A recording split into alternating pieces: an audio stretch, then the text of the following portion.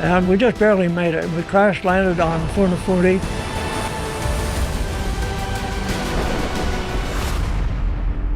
Louis Zamperini survived 47 days on a raft in the middle of the Pacific Ocean. He survived Japanese prison camps where guards beat him almost daily for sport. He survived starvation, disease, and a man so sadistic that the United States government listed him as a war criminal. Most people know that story. What most people don't know is what came after. Because surviving wasn't the end of Louis Zamperini's battle. In many ways, it was the beginning of a harder one fought not in the Pacific, but inside his own home, inside his own mind, and against people who made sure he never fully escaped the war. The man before the wreckage. To understand what the war did to Louis Zamperini, you have to understand what he was before it. He was born in Olean, New York in January 1917, the second of 4 children born to Italian immigrants Anthony and Louise Zamperini. The family moved to Torrance, California when Louis was still young, and almost immediately he became a problem. He stole food from neighbors, he picked fights, he drank, he smoked. By his early teens, he had developed a talent for running from authority that was, ironically, the thing that saved him because his older brother Pete recognized that the speed and defiance fueling Louis's delinquency could be redirected into something else. Pete started training him as a runner, and Louis Zamperini turned out to be extraordinary. By 1934, he had set a California high school record in the mile. By 1936, at just 19 years old, he was on a ship to Berlin to compete in the Olympic Games. He didn't medal. He finished 8th in the 5,000 meters, but his closing lap was fast enough that Adolf Hitler himself reportedly requested a meeting with him afterward. Zamperini described the encounter briefly in later interviews. Hitler shook his hand, called him the fast Amerikanisch, and that was that. It was a strange footnote to an already remarkable story, and Zamperini wore it lightly. He came home from Berlin as a celebrity in Torrance. The expectation was that he would compete in the 1940 Tokyo Olympics and likely medal. He was training for exactly that when the war made Tokyo impossible and the world made running irrelevant. Zamperini enlisted in the U.S. Army Air Forces and became a bombardier on a B-24 Liberator. He was stationed in the Pacific, flying missions over Japanese-held territory. The work was dangerous in ways that went beyond combat. The B-24 had mechanical reliability issues, and losses to equipment failure were nearly as common as losses to enemy fire. On May 27, 1943, Zamperini's plane, a replacement aircraft, already known to have problems, went down over the Pacific during a search and rescue mission. Of the 11 men on board, only 3 survived the crash: Zamperini, pilot Russell Allen Phillips, and tail gunner Francis McNamara. They had 2 small life rafts, minimal food and water, and no rescue in sight. What followed was 47 days on the open ocean, one of the longest recorded survival ordeals in the Pacific War. They caught rainwater in their mouths. They caught fish and albatrosses with their bare hands and ate them raw. They were strafed by a Japanese bomber that put hundreds of holes in their rafts without hitting any of them. McNamara died on day 33. Zamperini and Phillips held on. On day 47, they were picked up not by American forces, but by the Japanese Navy. The survival story was miraculous. What came next was not.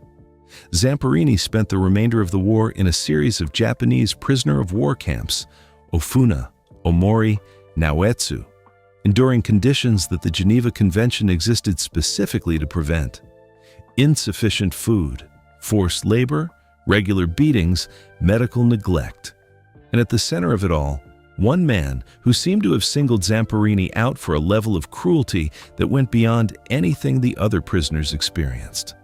That man was Mutsuhiro Watanabe. And the damage he did to Louis Zamperini did not end when the war did. It followed him home. It sat at his dinner table. It waited for him in the dark every night for years, and it nearly destroyed everything he had managed to survive for. The bird, the man who never faced justice, Of all the people Louis Zamperini encountered across his long life, one name carries a weight that the others don't. Mutsuhiro Watanabe. In the camps, the prisoners called him the Bird. Not because the name was affectionate, it wasn't, but because he appeared without warning, the way birds do, and by the time you heard him coming, it was already too late.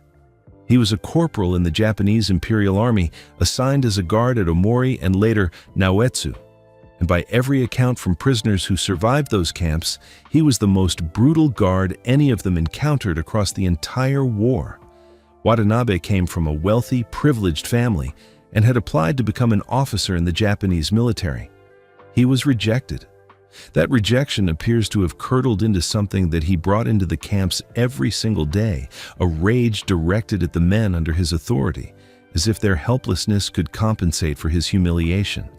He beat prisoners with his fists, with his belt buckle, with a kendo stick, with whatever was available. He beat them for imagined infractions. He beat them for making eye contact. He beat them for failing to make eye contact. The logic of his violence was its own justification. He didn't need a reason because no one could stop him. Zamperini received particular attention. Why he was singled out has been debated. Some accounts suggest Watanabe resented Zamperini's celebrity as an Olympic athlete, an American, someone who had been famous while Watanabe had been overlooked. Others suggest it was simply the pleasure of breaking someone who refused to be broken. Whatever the reason, Watanabe beat Zamperini so severely and so frequently that the physical damage was still visible on his body decades later. One incident in particular stands out in the historical record. At Naoetsu, Watanabe ordered every prisoner in the camp, several hundred men, to take turns punching Zamperini in the face, not as punishment for something specific, as a sport, as a demonstration of power. Zamperini stood there and took it. He did not fall. That refusal to fall was, by his own account, the thing that kept him intact if he went down. Watanabe won something more than a physical confrontation. When Japan surrendered in August 1945 and the camps were liberated, the Allied powers moved quickly to identify and prosecute war criminals. Watanabe appeared on a list of the 40 most wanted war criminals in Japan, a list compiled in part from testimony given by survivors like Zamperini. He was wanted for crimes against prisoners of war. A trial, if it happened, would likely have meant execution. Watanabe disappeared. He went into hiding in the Japanese countryside, staying with relatives and moving when necessary. For 6 years, while the war crimes trials at Tokyo proceeded and many of his contemporaries faced justice, Watanabe simply waited. In 1952, when the Allied occupation of Japan formally ended and jurisdiction over war crimes cases passed back to Japanese authorities, the legal window effectively closed. The Japanese government quietly dropped its pursuit of remaining suspects. Watanabe walked back into public life. He became a successful businessman. He married. He had children. He lived openly under his own name. By the time journalists found him in the 1990s and asked him about his conduct in the camps, he alternated between denial and rationalization, claiming he didn't remember specific incidents, suggesting that what happened was simply how war worked, offering no apology to the men whose bodies and minds he had spent years systematically destroying. He died in 2003 at the age of 87. He was never tried.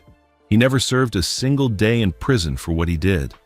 Zamperini tried, on multiple occasions, to meet Watanabe face to face, not to confront him, but to forgive him. After his religious conversion in 1949, forgiveness became central to how Zamperini understood his own survival, and he was genuine about extending it even to the man who had caused him the most harm. He traveled to Japan. He wrote letters. He requested meetings through intermediaries. Watanabe refused every approach. He died without ever acknowledging Zamperini directly. That refusal, the denial of the one thing Zamperini was trying to give, is one of the quieter tragedies in a story that contains many. The war that followed him home. Louis Zamperini came back to the United States in the autumn of 1945 as a hero. Torrance threw him a parade. The newspapers ran his picture. People who had assumed he had been officially declared dead in 1944, were overjoyed to see him walking and talking and apparently intact. He was not intact. What we now recognize as post-traumatic stress disorder was not a clinical diagnosis in 1945. It barely had a name. Veterans returning from the war who struggled psychologically were told they had combat fatigue or war neurosis, terms that implied weakness rather than injury, and that carried none of the medical weight that might have directed them toward treatment. The expectation, stated or unstated, was that men who had survived would come home, readjust, and get on with things. The idea that the war could keep hurting people years after it ended was not something American society in 1945 was equipped to understand or accommodate. Zamperini came home carrying nightmares so severe that he woke screaming, his hands around the throat of whoever was sleeping next to him.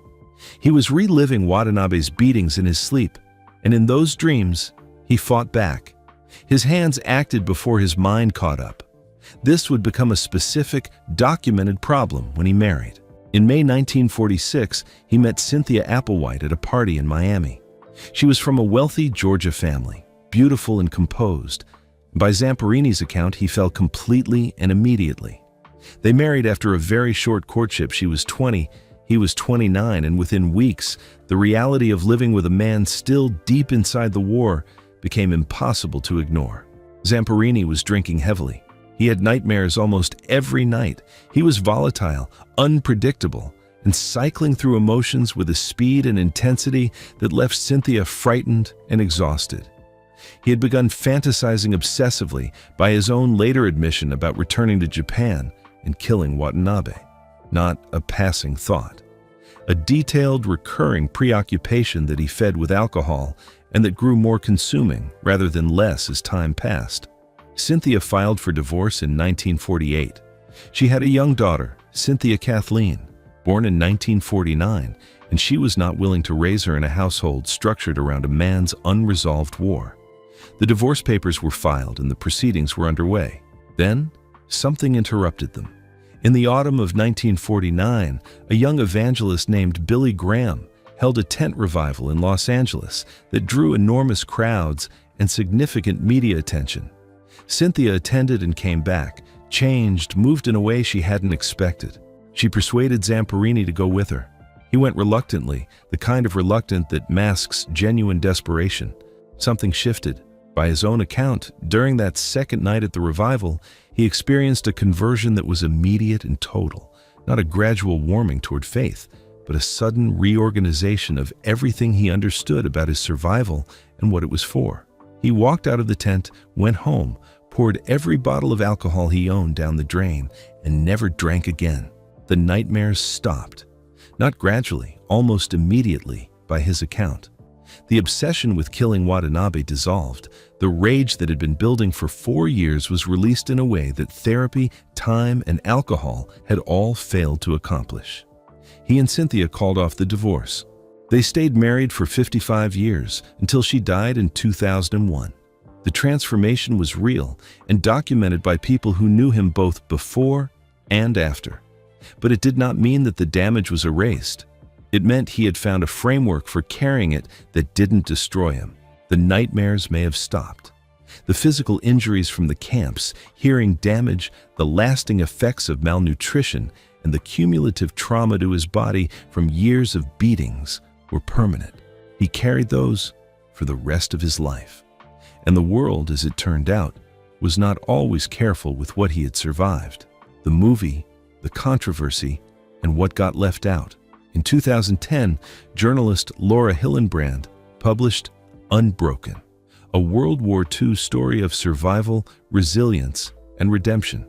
It spent years on the New York Times bestseller list, sold millions of copies worldwide, and introduced Louis Zamperini's story to an audience that had largely never heard of him. Hillenbrand had spent years researching it, conducting extensive interviews with Zamperini himself, despite her own debilitating chronic illness that largely confined her to her home. The book was meticulous, compassionate, and carefully reported. It was also, inevitably, the thing that set off the next chapter of complications in Zamperini's public life. When Hollywood came calling, Angelina Jolie signed on to direct, and Universal Pictures produced it.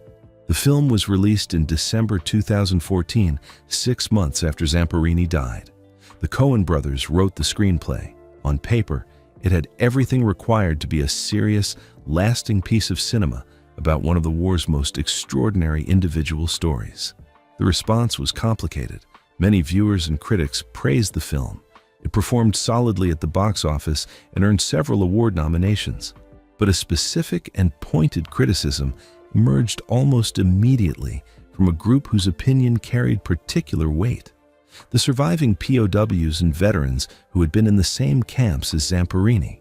Several former prisoners of war felt the film had pulled its punches, that it had softened the reality of what happened in those camps to a degree that misrepresented what they and their fellow prisoners had actually endured. The beatings in the film, they argued, were present but not honest about their frequency, their severity, or their systematic nature. The psychological dimension of captivity, the deliberate dehumanization, the starvation used as a control mechanism, and the specific tactics Japanese guards used to break men's minds rather than just their bodies were, in their view, inadequately conveyed. This was not a minor grievance about artistic license. These were men who had lived it, who had watched friends die from it, and who felt that the version reaching millions of viewers was cleaned up enough to obscure the historical record they had survived to provide. The criticism of Jolie's direction was not universal, but it was persistent. Some felt she handled the survival sequences on the raft with skill, but lost confidence in the camp sequences, that the camera flinched at moments when it needed to hold steady.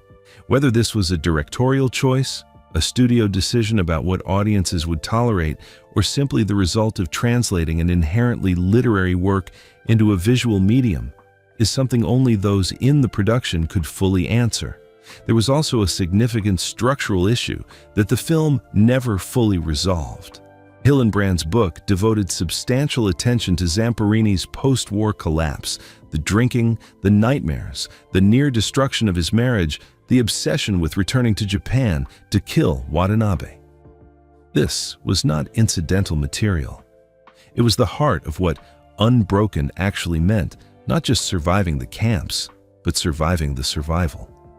The film compressed this into a relatively brief final act that many viewers felt didn't give it the weight it deserved.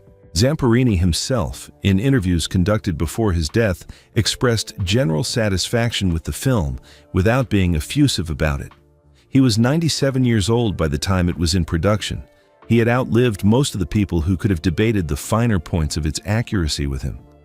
Whether he had private reservations that he kept private out of graciousness, gratitude, or genuine contentment is something that went with him.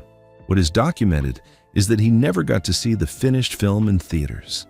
He died on July 2, 2014, 5 months before its December release. His daughter Cynthia was with him. He had been hospitalized with pneumonia. He was 97 years old and had lived a life so dense with event that summarizing it fairly required a 496-page book and still left things out. The film he inspired opened without him. The reviews landed without him. The conversations about what it got right and wrong happened without him.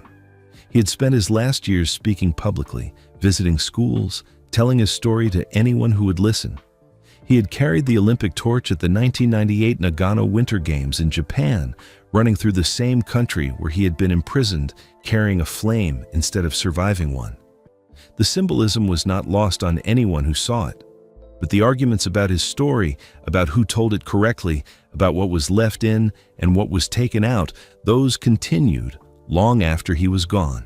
Forgiveness, refusal, and the weight of what remained. The most discussed aspect of Louis Zamperini's post-war life is his decision to forgive the men who had imprisoned and tortured him. It has been cited in thousands of sermons, commencement speeches, and motivational talks. It has been held up as the defining example of what faith and character can accomplish in the aftermath of extreme suffering.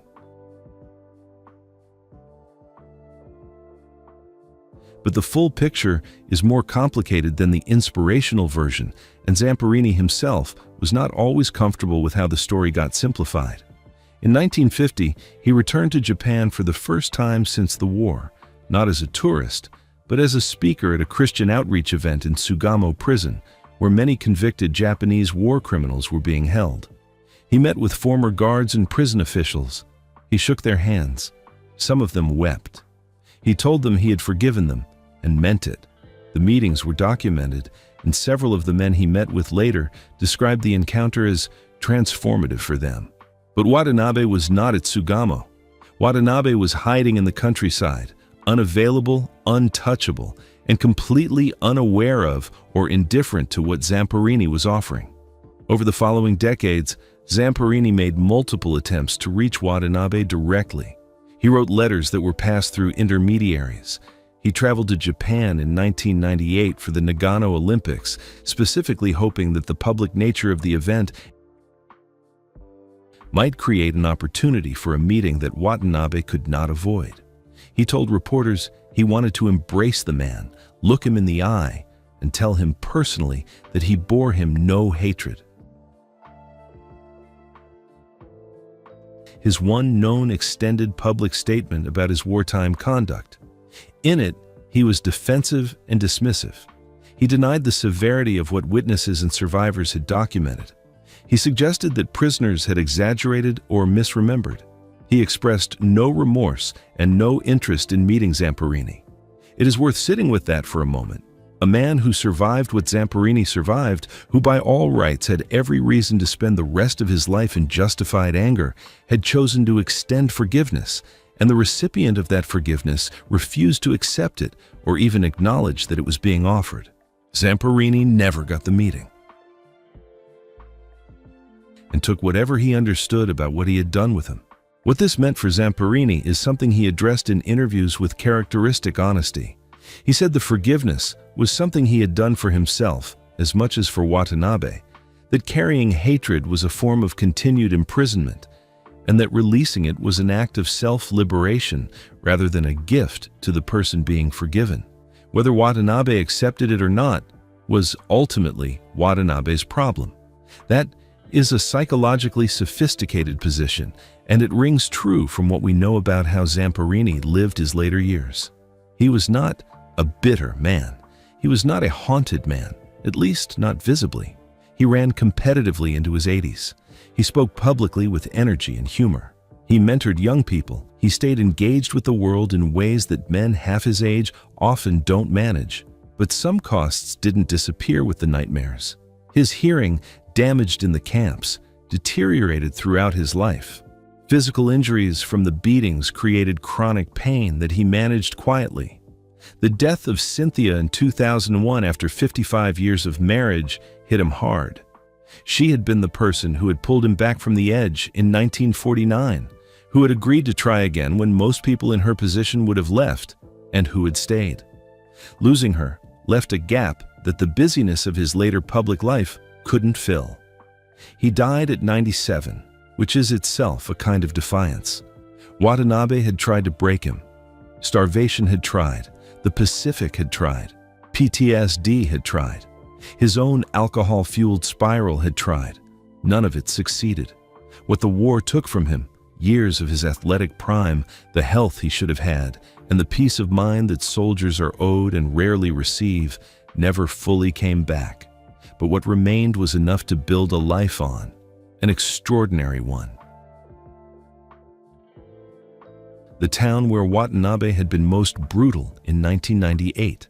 He ran through the streets of the place that had nearly killed him, holding a flame, surrounded by people who came out to watch. That image, more than any other, is probably the one that tells the truth about Louis Zamperini. Not the survival on the raft, impressive as that was. Not the camps, harrowing as they were. Not even the forgiveness, remarkable as it was. A man running. Still, after everything. Still running. Louis Zamperini survived 47 days on a raft. He survived 2 years of torture at the hands of a man who dedicated himself to breaking him. He survived his own mind when it turned against him after the war. He survived the bottle, the nightmares, and a marriage that almost didn't make it. What he couldn't survive was time. But at 97, he made time work harder than most people do. Watanabe never answered the letter. The movie didn't get everything right. The war left marks that never fully healed. And none of that stopped him from running through the streets of the town where he'd been beaten, carrying an Olympic flame at 81 years old. If this story meant something to you, leave a comment below. Like and subscribe because the next story we're covering is just as intriguing.